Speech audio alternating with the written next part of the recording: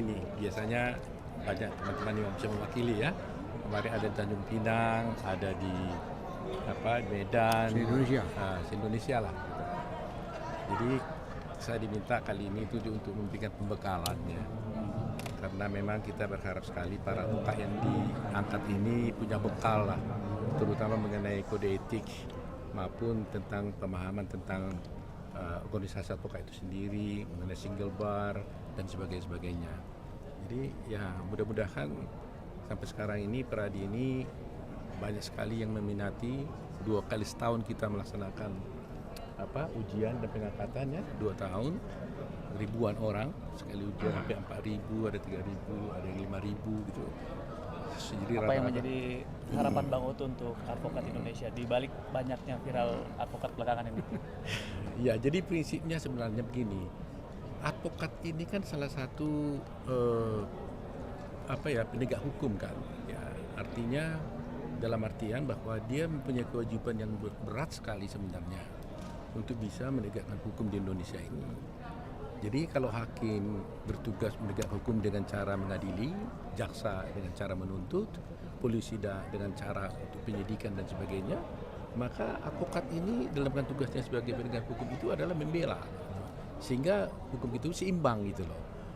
Karena kalau ada yang menuntut tapi nggak ada yang bela kan nggak seimbang itu, keadilan pada rakyat itu kan nggak tercapai gitu loh. Jadi saya berharap sekali memang, makanya di dalam pendidikan profesi advokat ini Pradi, kita selalu bilang bahwa pendidikan tentang kode etik itu akan lebih banyak porsinya di dalam kurikulum. Karena kita menganggap bahwa betapapun hebatnya advokat, tapi kalau dia tidak memegang kode etik dengan baik, maka berpotensi untuk bisa merugikan kliennya. Ya, jadi itu. Jadi kode etik yang kita utamakan. Apalagi kita hubungkan dengan yang terakhir ini, itu persoalan semuanya perlu persoalan kode etik Intinya. ya. Jadi pesan saya ya supaya advokat mentaati kode etik dengan baik, jaga kehormatan, karena profesi advokat itu adalah profesi yang nobel, yang officium nobile. Advokat itu adalah primus inter pares, the best among the best, maka dia harus menjaga kehormatan itu dan martabat advokat itu sendiri. Bang Oto, saya ingin Bang Oto bicara tentang apa yang menjadi pembeda Pradi dari yang lain. Saya nggak elok ya kalau saya memuji diri kita sendiri ya. Tapi saya hanya ingin sampaikan bahwa Pradi tetap konsisten untuk melaksanakan undang-undang advokat dengan baik. Nah, itu intinya. Soal organisasi lain, Mundi Anda sendiri yang menilai. Nggak elok kalau kita menilai bukan organisasi lain. Tetapi yang kita bisa pastikan bahwa pengakuan beberapa instansi, terutama internasional, itu kan menjadi ukuran. Saya katakan kita lah satu-satunya organisasi advokat yang mewakili Indonesia menjadi anggota IBA, International Bar Association. Kita lah satu-satunya mewakili Indonesia menjadi anggota Law Asia. Gitu loh. Jadi kerjasama kita dengan luar negeri banyak sekali. Kita dengan Malaysia juga ada kerjasama, dulu dengan Cina, bisa lalu mereka menjadi tempat studi banding, Vietnam gitu ya, banyak sekali. Jadi saya kira inilah yang kita usahakan. Nah, meskipun kadang-kadang karena prakteknya kita ini single bar, tapi prakteknya masih banyak yang multi bar, tapi kita tidak akan menyerah, ya.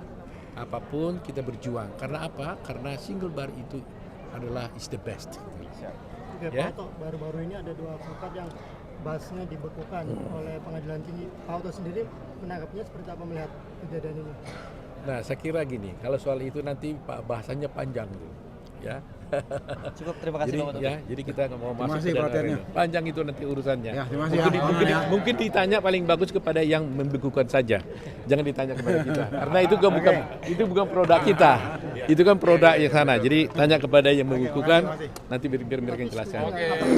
Itu kan membuat kegaduhan di pengadilan sampai MA mendapatkan sanksi. Hah? Setuju? Ya makanya coba ditanya, kenapa ditanya kepada yang membekukan? Kenapa bisa terjadi gitu kan? Nah, kalau tugas kita hanyalah bagaimana menegakkan hukum dan keadilan. Ya tentunya kita ini sangat menyayangkan kejadian itu. Tetapi kenapa itu bisa terjadi? Kan karena dibolehkannya juga organisasi advokat yang banyak di Indonesia kan. Itu risiko, itulah konsekuensi logis. sampai akhirnya meminta maaf ke MA dan pihak sana itu kalau itu seperti apa sih? Apakah dia Pak Oto nantinya sampai meminta maaf. Siapa? Pihak sana sampai meminta maaf ke pengadilan. Pihak siapa? pihak Tasman? Artinya Oh. mendapatkan sanksi kemudian. Ya tanya dia dong, jangan tanya saya. Yang minta maaf kan dia. Udah, makasih ya. Pak Oto pada saat kejadian itu kan ada juga anggota Peradi yang ikut di kejadian itu Pak Oto. Sikap Pak Oto seperti apa Pak Oto? Baiknya tanya mereka yang bersengketa lah ya. Kan nggak baik mencampuri sengketa orang lain gitu ya. Tapi kan termasuk anggota dari Peradi juga Pak Oto. Ah, nggak apa-apa, tanya nanti yang lain aja. Tanya Pak Dwi, datang Pak Dwi. Hah?